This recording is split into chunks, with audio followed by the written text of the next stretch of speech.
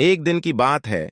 एक छोटे से शहर में रहने वाले एक मोहब्बत से भरपूर बच्चा था जिसका नाम नवीद था।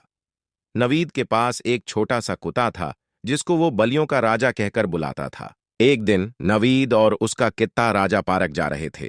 वहां पर वो दोनों देखा कि पार्क में बहुत सारे परिंदे उड़ रहे हैं।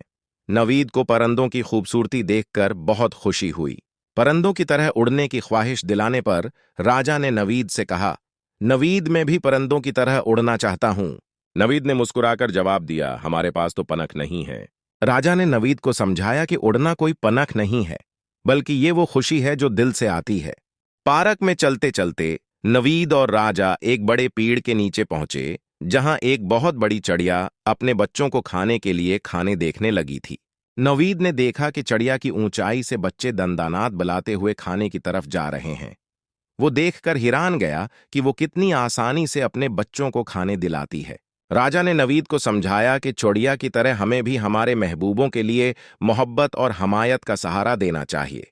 नवीद ने राजा की बात समझ ली और उसे गले लगाकर कहा, हाँ, मैं भी हमेशा दूसरों की मदद करूंगा और उनके साथ मोहब्बत से रहूंगा। पार्क से घर वापस आते वक्त नवीद ने एहसास किया कि उसने कुछ नया सीखा है। वो अब दूसरों की खुशियों को भी अपनी खुशी समझने लगा था। ये कहानी हमें याद दिलाती है कि हकीकी खुशी उसमें छुपी है कि हम दूसरों की मदद और मोहब्बत करते हैं।